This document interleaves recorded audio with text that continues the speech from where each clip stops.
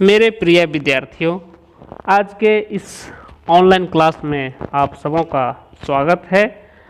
आज मैं आपके लिए जेपी विश्वविद्यालय यानी जयप्रकाश विश्वविद्यालय का स्नातक भूगोल प्रतिष्ठा द्वितीय खंड का इकाई खंड का पेपर 4 और इकाई 3 से एक टॉपिक लेकर के आया हूँ। टॉपिक है अंतर्राष्ट्रीय व्यापार, इंटरनेशनल ट्रेड। और इस टॉपिक से संबंधित जो परीक्षा में आपको प्रश्न पूछा जाता है वह पूछा जाएगा, अंतर्राष्ट्रीय व्यापार से आप क्या समझते हैं, अंतर्राष्ट्रीय व्यापार का आज के समय में क्या महत्व है, या फिर आपको पूछ सकता है कि अंतर्राष्ट्रीय व्यापार पर एक निबंध लिखें। तो इस तरह से परीक्षा में आपका प्रश्न पूछा जाता है। तो आज जो हम चर्चा करेंगे अंतर्राष्ट्रीय व्यापार पर करेंगे, तो इसमें हम देखेंगे कि अंतर्राष्ट्रीय व्यापार की शुरुआत कैसे हुई, किस रूप में जो है अंतर्राष्ट्रीय व्यापार का प्रारंभ हुआ और आज के वर्तमान परिप्रेक्ष्य में इसका रूप किस तरह का है। इसमें यह भी हम देखने का प्रयास करेंगे कि यह जो अंतर्राष्ट्रीय व्यापार है इसका इतिहास क्या है। फिर हम जानने का प्रयास करेंगे कि अंतर्राष्ट्रीय व्यापार अस्तित्व में क्यों आया और इस व्यापार का आधार क्या है। और फिर इसके साथ हम देखेंगे कि इसमें कि इसका जो है आर्थिक विकास की अवस्था से क्या संबंध है, या आर्थिक विकास की अवस्था पर इसका व्यापार का क्या प्रभाव पड़ता है। फिर विदेशी निवेश की सीमा भी इसे प्रभावित करता है। परिवहन तथा संचार का जो विकास किस तरह से हुआ है वह भी जो अंतर्राष्ट्रीय व्यापार को प्रभावित करता है। फिर इसके बाद मैं देखूंगा कि अंतर्राष्ट्रीय व्यापार के महत्वपूर्ण पक्ष क्या है और फिर चर्चा करूंगा कि अंतर्राष्ट्रीय व्यापार का जो है वह प्रकार क्या है। तो आज का जो आपका यह ऑनलाइन क्लास है इसमें इन जो बिंदु का मैं जिस बिंदु का मैं चर्चा किया वो सारे बिंदुओं का मैं क्रम से चर्चा करूंगा। तो आप ध्यान से सुने कि आज का यह टॉपिक अंतर्राष्ट्रीय व्यापार किस तरह से आपके लिए महत्वपूर्ण है। आप जब सुनेंगे तो आपको बहुत बातें समझ में आएगी, क्योंकि आपने ऐसे बहुत सारे व्यापार शब्द सुना होगा जो नॉर्मली इस्तेमाल किया जाता है आम बोलचाल के भाषा में कि व्यापार फलाना व्यापार कर रहा है ना, या व्यापारिक स्थल है। ये सारे शब्द से आप भली भांति परिचित होंगे। बाजार शब्द से परिचित होंगे, कच्चा माल से शब्द से परिचित होंगे, निर्मित माल से आप परिचित होंगे। उसके बाद वाणिज्य व्यापार शब्द से आप परिचित होंगे। लेकिन उसी से मिलता जुलता इसमें बहुत सारी बातों का चर्चा होगा जो मैं अभी चर्चा करने जा रहा हूँ। तो व्यापार जो सामान्य तौर पर हम लोग जानते हैं कि वस्तुओं एवं सेवाओं के स्वैच्छिक आदान प्रदान को व्यापार कहते हैं। व्यापार 2 स्तरों पर होता है, जिसे हम कह सकते हैं राष्ट्रीय व्यापार तथा अंतर्राष्ट्रीय व्यापार। राष्ट्रीय व्यापार देश के भीतर ही देश के विभिन्न भागों के बीच होता है। वहीं अंतर्राष्ट्रीय व्यापार विभिन्न राष्ट्रों के बीच राष्ट्रीय सीमाओं के आर पार वस्तुओं एवं सेवाओं के आदान प्रदान से संबंधित होता है। अब है कि ये जो व्यापार हो रहा था प्राचीन काल से, वो अब तक उसका स्वरूप जो है वह बदलता रहा है। तो शुरुआत में जो था व्यापार वह विनिमय व्यवस्था से जुड़ा हुआ था। प्राचीन काल में जब मुद्रा का आविष्कार नहीं हुआ था तब वस्तुओं का प्रत्यक्ष आदान प्रदान किया जाता था, अर्थात एक वस्तु के बदले मुद्रा के स्थान पर दूसरी वस्तु दी जाती थी। इस व्यवस्था को विनिमय व्यवस्था कहते हैं। उदाहरण के तौर पर आप देख सकते हो कि एक कुम्हार अपने मिट्टी के बर्तनों के बदले में एक नलसाज से सेवा प्राप्त कर सकता है। आज के आधुनिक युग में भी विश्व के बहुत से भागों में विनिमय व्यवस्था प्रचलित है। भारत के ही कुछ भागों में विनिमय व्यवस्था के माध्यम से व्यापार होता है। असम में गुवाहाटी से 35 किलोमीटर की दूरी पर जोगीरॉट में प्रत्येक वर्ष जनवरी माह में जौ बिल मेला लगता है। फसल की कटाई के बाद लगने वाला यह मेला संभवतः भारत का एकमात्र मेला है जहां पर विनिमय व्यवस्था अब भी प्रचलित है। इस मेले में आसपास के इलाकों में रहने वाले आदिवासी लोग वस्तुओं का प्रत्यक्ष आदान प्रदान करते हैं। मुद्रा का आगमन तथा विनिमय व्यवस्था का अंत, यानी कि मुद्रा का जब आगमन हो गया तो विनिमय व्यवस्था का क्या हो गया, अंत हो गया। विनिमय व्यवस्था की अपनी कुछ अंतर्निहित कमियां थी, सीमाएं थी, क्योंकि इस व्यवस्था के अंतर्गत केवल उन्हीं वस्तुओं का विनिमय संभव था जिनकी लोगों की आवश्यकता होती थी। मुद्रा के आवागमन से यह समस्या हल हो गई, क्योंकि मुद्रा के बल पर किसी भी वस्तु को खरीदा जा सकता है। प्राचीन काल में कागजी तथा धात्विक मुद्रा नहीं होती थी और उच्च नियमन मूल्य वाली दुर्लभ वस्तुओं को मुद्रा के रूप में प्रयुक्त किया जाता था, जैसे चकमक पत्थर, ऑब्सीडियन आग्नेय कांच, कौरी सेल, चीते के पंजे, व्हेल के दांत, कुत्ते के दांत, खालें, बाल, फर वाला बाल, मवेशी, चावल, पेपर कार्ड, नमक, छोटे यंत्र, तांबा, चांदी और स्वर्ण। तो ये सारे चीज़ों का जो है मुद्रा के रूप में इस्तेमाल होता जा रहा था। और जैसे जैसे मतलब कि मनुष्य का ज्ञान का वृद्धि हुआ, ज्ञानी मानव बनता चला गया, अधिक से अधिक वह जो है साधनों को जुटाने में सक्षम हुआ, नई नई खोजें करने लगा, आविष्कार करने लगा, वैसे वैसे मुद्रा का भी स्वरूप बदलता गया। तब जा कर के अभी जो आप देखते हो कि जो मुद्रा का स्वरूप है, अभी तो कागज़ के रूप में मुद्रा का स्वरूप हो गया, और तो कैशलेस जो है वह वाणिज्य व्यापार हो गया कि घर बैठे जो है ऑनलाइन बुकिंग होता है और जो है ऑनलाइन ही पेमेंट होता है और आपके पास जो है वह सामान पहुंच जाता है। तो चाहे विदेश से मंगाना हो या अपने ही देश में कहीं से मंगाना हो, तो अभी का जो व्यापार का स्वरूप है वह बहुत ही हद तक बदल चुका है। अब आइए थोड़ा हम देखें कि अंतर्राष्ट्रीय व्यापार का इतिहास क्या रहा है, इस पर थोड़ा सा फोकस करें। तो प्राचीन काल में व्यापार स्थानीय स्तर पर ही होता था, क्योंकि वस्तुओं को अधिक दूरी पर लेकर जाना जोखिम युक्त होता था। अधिकांश संसाधनों का प्रयोग भोजन एवं वस्त्र आदि मूलभूत आवश्यकताओं की पूर्ति के लिए ही किया जाता था। केवल धनी लोग ही आभूषण तथा महंगे वस्त्र खरीदते थे। इनसे भोग विलास की वस्तुओं का व्यापार आरंभ हुआ।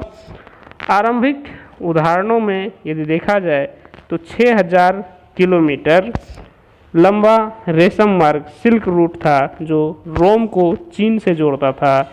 इस स्थल मार्ग से होकर जाने वाले कारवा चीन के रेशम, रोम की ऊन, लोहे की वस्तुओं, बहुमूल्य धातुओं तथा भारत, पर्सिया एवं मध्य एशिया से अन्य महंगी वस्तुओं का व्यापार करते थे।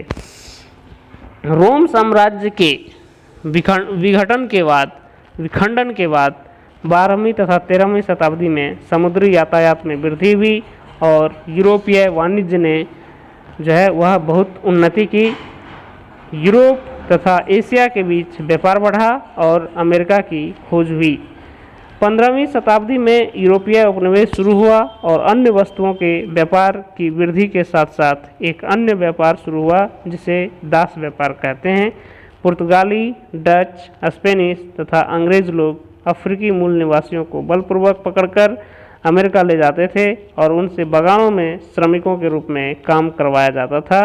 दास व्यापार 200 वर्षों से भी अधिक समय तक बहुत ही लाभकारी व्यापार बना रहा, परंतु बाद में 1792 ईस्वी में डेनमार्क में, 1807 में ग्रेट ब्रिटेन में, 1808 में संयुक्त राज्य अमेरिका में इस पर प्रतिबंध लगने के पश्चात यह व्यापार समाप्त हो गया। 1780 से 1820 के बीच औद्योगिक क्रांति के बाद अंतर्राष्ट्रीय व्यापार में एक नया मोड़ आया और अनाज, मांस तथा ऊन की मांग में वृद्धि हुई, परंतु निर्मित वस्तुओं की तुलना में उनका मौद्रिक मूल्य कम हो गया। औद्योगिकृत देशों ने कच्चे माल का आयात तथा निर्मित वस्तुओं का निर्यात करना शुरू कर दिया।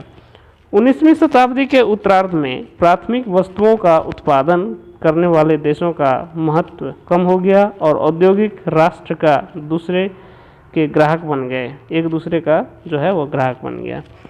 प्रथम और द्वितीय विश्व युद्ध के दौरान अनेक राष्ट्रों ने व्यापार कर और संख्यात्मक प्रतिबंध लगाए।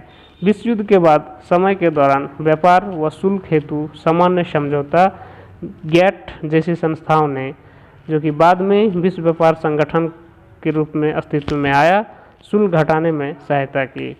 अब ये जो था मैं आपको बताया कि अंतर्राष्ट्रीय व्यापार का इतिहास, तो किस तरह से जो है शुरुआत में जो है व्यापार किन किन चीज़ों का होता था अलग अलग राष्ट्रों के बीच में, उसकी मैं चर्चा किया। जैसे मैं आपको बताया कि रेशम का, ऊन का, लोहा के वस्तु का, बहुमूल्य धातुओं का अलग अलग देशों में खास करके स्थलीय मार्ग से व्यापार होता था। जिसमें मैं यह भी बताया आपको कि चीन से जो है रोम का रास्ता जो है 6000 किलोमीटर का लंबा मार्ग था, जिसको कि रेशम मार्ग कहा जाता था।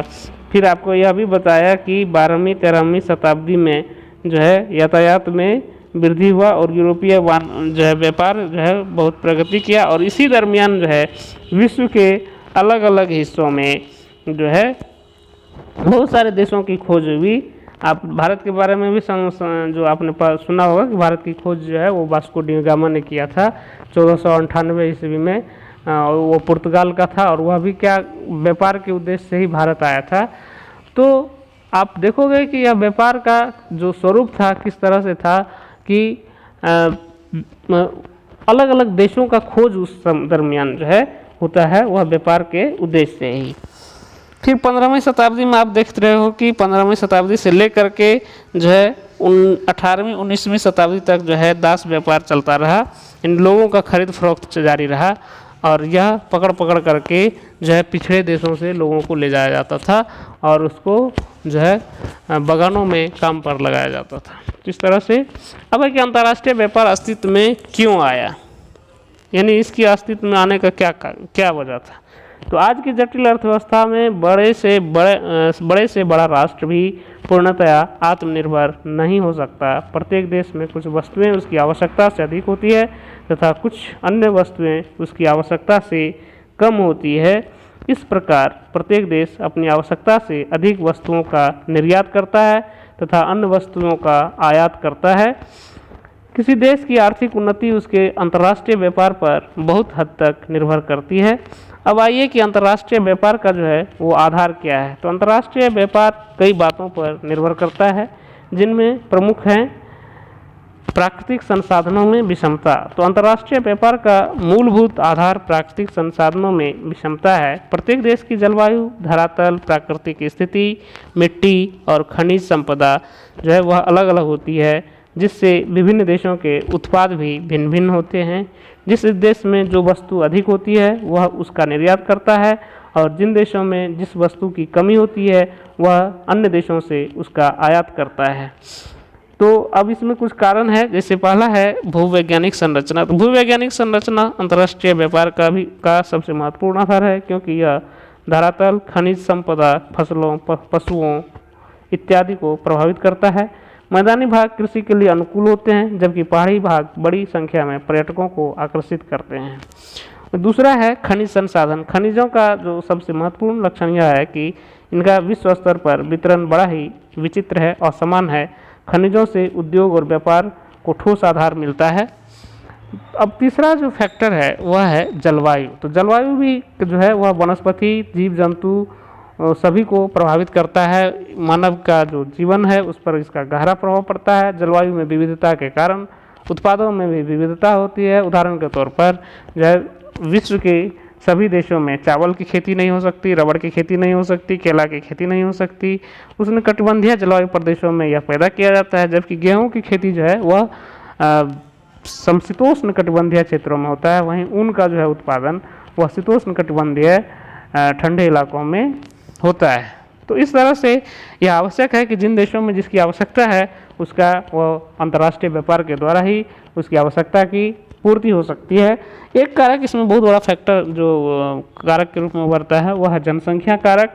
तो विभिन्न देशों के बीच व्यापार को जनसंख्या संबंधी दो कारक प्रभावित करता है, एक सांस्कृतिक कारक है और दूसरा है जनसंख्या का आकार। तो सांस्कृतिक कारक जो है विश्व के कुछ विशिष्ट क्षेत्रों में विशिष्ट कला एवं हस्तशिल्प विकसित हो जाते हैं जिसकी विश्व के बाजार में बड़ी मांग होती है और उनका विश्व स्तर पर व्यापार किया जाता है। उदाहरण के तौर पर चीन द्वारा उत्पादित उत्तम कोटि का पोर्सिलीन, चीनी मिट्टी का बर्तन जिसको बोला जाता है, तथा ब्रोकेड, किम खाब, जरीदार या बूटेदार कपड़ा ईरान के कालीन प्रसिद्ध हैं, जबकि उत्तरी अफ्रीका का चमड़े का सामान और इंडोनेशियाई बटिक, छींट वाला वस्त्र हस्तशिल्प हैं। तो उसी तरह से जनसंख्या का आकार देखें तो अधिक जनसंख्या घनत्व वाले देशों में आंतरिक व्यापार अधिक होता है परंतु अंतर्राष्ट्रीय व्यापार कम होता है, क्योंकि ऐसे देशों में निर्यात के लिए अतिरिक्त उत्पादन कम होता है। अतः इन देशों का अंतर्राष्ट्रीय व्यापार की दृष्टि से कोई विशेष महत्व नहीं होता है। जिन देशों में लोग उच्च गुणवत्ता वाला जीवन व्यतीत करते हैं उनमें विभिन्न वस्तुओं की मांग बढ़ती है और व्यापार में वृद्धि होती है। अब है कि आर्थिक विकास की जो अवस्था है इसका भी व्यापार पर प्रभाव पड़ता है। आर्थिक विकास की अवस्था का व्यापार पर गहरा प्रभाव देखने को मिलता है। कुछ देशों के लोग अभी तक कृषि एवं खनन आदि के प्राथमिक व्यवसाय में ही संलग्न हैं। इनमें एशिया, दक्षिण अमेरिका, अफ्रीका अधिकांश देश हैं। ये देश मुख्यतः कृषि तथा खनन से संबंधित कच्चा माल ही निर्यात करते हैं। उदाहरण के तौर पर मॉरिटानिया, जाम्बिया तथा रवांडा अपनी विदेशी मुद्रा का 95% से अधिक भाग कुछ प्राथमिक उत्पादों से ही प्राप्त करते हैं। कुछ देशों में एक ही वस्तु के उत्पादन का निर्यात पर प्रभुत्व होता है, जैसे जाम्बिया में तांबा और युगांडा में कहवा के निर्यात से इन देशों को विदेशी मुद्रा का 90% से अधिक भाग प्राप्त होता है।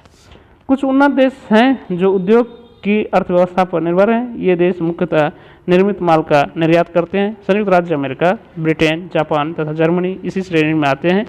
ब्रिटेन तथा जापान में कच्चा माल नहीं होता है, इसलिए ये देश कच्चे माल का आयात करते हैं तथा आयातित कच्चे माल से बनी हुई वस्तुओं का निर्यात करते हैं।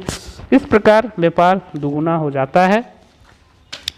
अब ज़रा देखें कि विदेशी निवेश का जो सीमा है उससे भी जो है व्यापार प्रभावित होता है। तो वस्तु से बहुत से विकासशील देशों में पूंजी का अभाव होता है और वे देश विदेशी निवेश पर निर्भर करते हैं। विदेशी निवेश की सहायता से ये देश उद्योग स्थापित कर सकते हैं और कृषि तथा खनन में सुधार ला सकते हैं। निवेश करने वाले देश उन वस्तुओं में निवेश करते हैं जिनकी उन देशों में अधिक आवश्यकता होती है। इस प्रकार निवेश करने वाले देशों में उन वस्तुओं के लिए बाजार विकसित होता है और व्यापार को बढ़ावा मिलता है। परिवहन और संचार के साधनों का विकास भी व्यापार को प्रभावित करता है।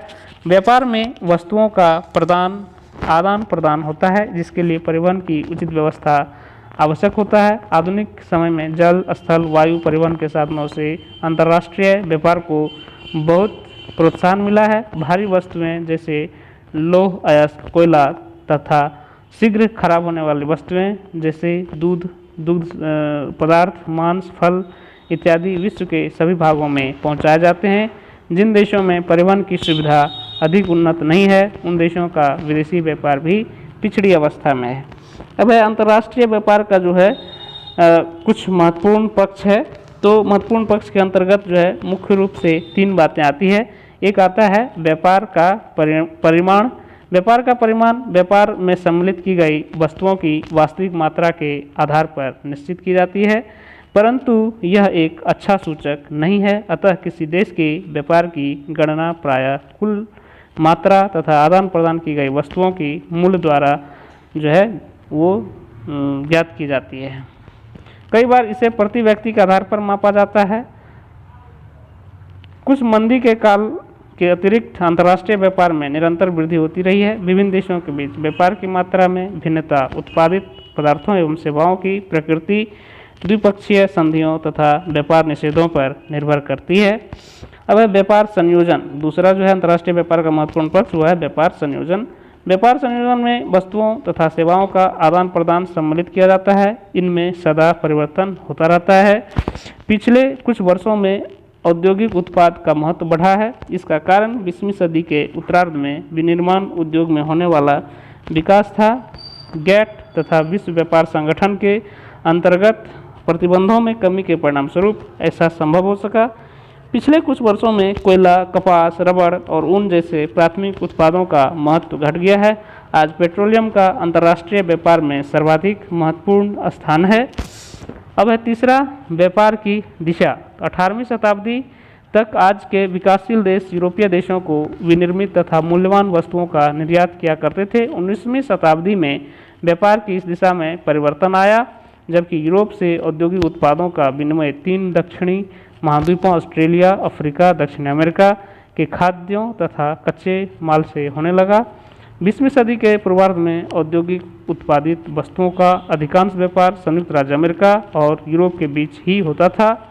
उसी अवधि में जापान दूसरा महत्वपूर्ण व्यापारिक देश बना। 20वीं शताब्दी के उत्तरार्ध में अंतर्राष्ट्रीय व्यापार के पुराने प्रतिरूप में परिवर्तन होने लगा। अब औद्योगिक उत्पादों की दृष्टि से विकासशील देश भी विकसित देशों के साथ प्रतिस्पर्धा करने लगे। इस समय प्रौद्योगिकी व्यापार अधिक महत्वपूर्ण हो गया है। तो अब हम जानेंगे अंतर्राष्ट्रीय व्यापार के प्रकार, यह कितने प्रकार से होता है। तो अंतर्राष्ट्रीय व्यापार जो है वह मुख्य रूप से 2 प्रकार का होता है। पहला है द्विपक्षीय व्यापार। यह व्यापार 2 देशों के बीच होता है। इस प्रकार का व्यापार तभी पनपता है जब दोनों देशों की अर्थव्यवस्थाएं एक दूसरे की पूरक हों। उदाहरण के तौर पर एक विकासशील देश विकसित देशों को कच्चा माल निर्यात करता है और बदले में विकसित देश विकासशील देश को निर्मित वस्तुएं उपलब्ध कराता है। ऐसा कुछ निश्चित वस्तुओं के संदर्भ में सीमित मात्रा में ही संभव हो पाता है। और दूसरा है बहुपक्षीय व्यापार। इस प्रकार के व्यापार के अंतर्गत वस्तुओं तथा सेवाओं का कई देशों के बीच विनिमय होता है। तो आज के इस क्लास में आपने जाना कि इसका परिभाषा जाना कि अंतर्राष्ट्रीय व्यापार की परिभाषा क्या है, फिर आपने जाना कि विनिमय व्यवस्था से यह किस तरह से प्रभावित होता था, फिर मुद्रा के आगमन से विनिमय व्यवस्था का किस तरह से अंत हुआ, फिर आपने जाना कि अंतर्राष्ट्रीय व्यापार का कुछ आपको ऐतिहासिक पहलू पर मैं चर्चा किया, बताया कि ऐतिहासिक रूप से किस तरह से जो है व्यापार का विकास होता रहा। फिर मैं बताया आपको कि अंतर्राष्ट्रीय व्यापार का जो है अस्तित्व में किस तरह से आया यह बताया। फिर अंतर्राष्ट्रीय व्यापार का आधार बताया कि किस तरह से यह प्रभावित होता है, प्राकृतिक संसाधनों के विषमता से किस तरह से प्रभावित होता है, फिर जनसंख्या कारक जो है वह किस रूप में इसको प्रभावित करता है। फिर इसको बताया कि आपको कि विभिन्न प्रकार का आर्थिक विकास की अवस्था किस तरह से इसको प्रभावित करता है। फिर विदेशी निवेश की सीमा भी प्रभावित करता है, परिवहन और संचार का साधन इसको प्रभावित करता है, और अंतर्राष्ट्रीय व्यापार का महत्वपूर्ण पक्ष बताया आपको और इसका अंतर्राष्ट्रीय व्यापार का प्रकार बताया। तो मैं उम्मीद करता हूँ कि छात्रों कि आपने आज का इस क्लास को भलीभांति जो है अंतर्राष्ट्रीय व्यापार जो टॉपिक है उसको भलीभांति आपने समझा होगा और आप इसको तैयार भी कर लेंगे।